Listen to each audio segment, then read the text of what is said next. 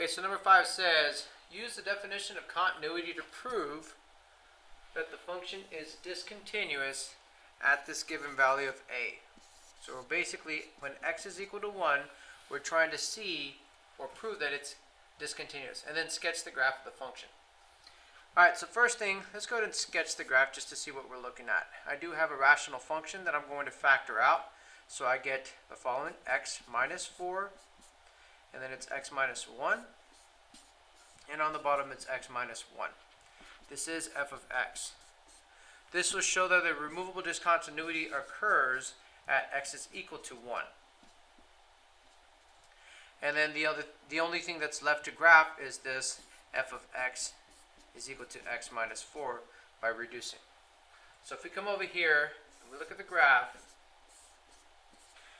x minus 4 at negative 4 with the slope of 1, so 4, 0, and 0, negative 4 is where it's going to go through. And there's a removable discontinuity at 1. So let me go ahead and make that removable discontinuity right there. Okay. So what we're trying to do is we're trying to show, by definition of continuity, those 3 steps, that it's going to be discontinuous. We can see that it already is. We can see just by the graph that it is a removable discontinuity. It's a point discontinuity. So you have point, you have jump, you have infinite. And the point is removable.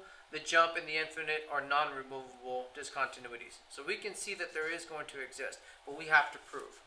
So let's go ahead and define. Is f of c defined?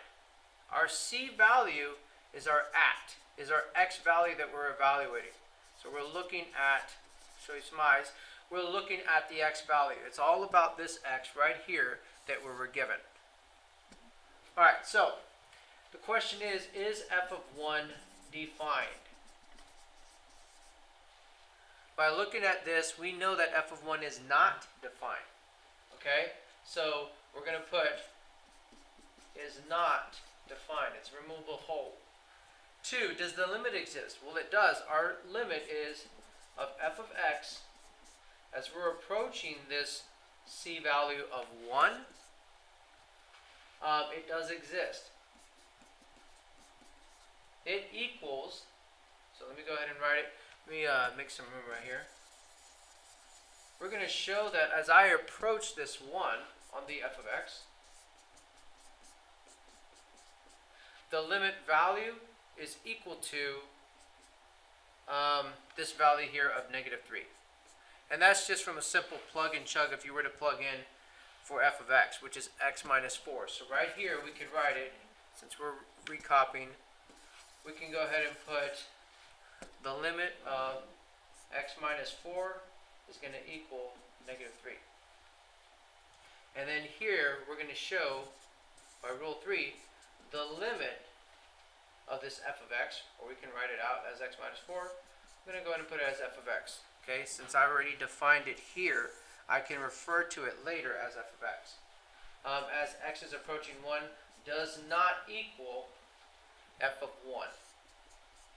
So rule 2 does not equal rule 1, because f of 1 is not defined and the limit was negative 3.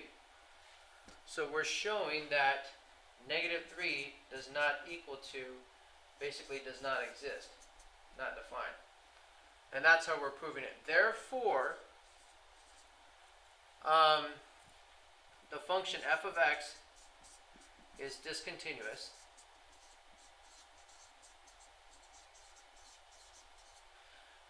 at a is equal to 1. Pretty much because rule 2 or rule 1 does not exist, and rule 3 is obviously not going to be equal to. Therefore, f of x is not continuous at a is equal to 1. So again, don't box it, but you'll write it in some kind of order to where I can progressively go through your work. And usually at the bottom right of each section is where you're going to put most of your answer, if not all of your answer. So I'm only boxing it so you can see what the answer is. That's your answer, and now I'm going to unbox it just for the protocol of the test.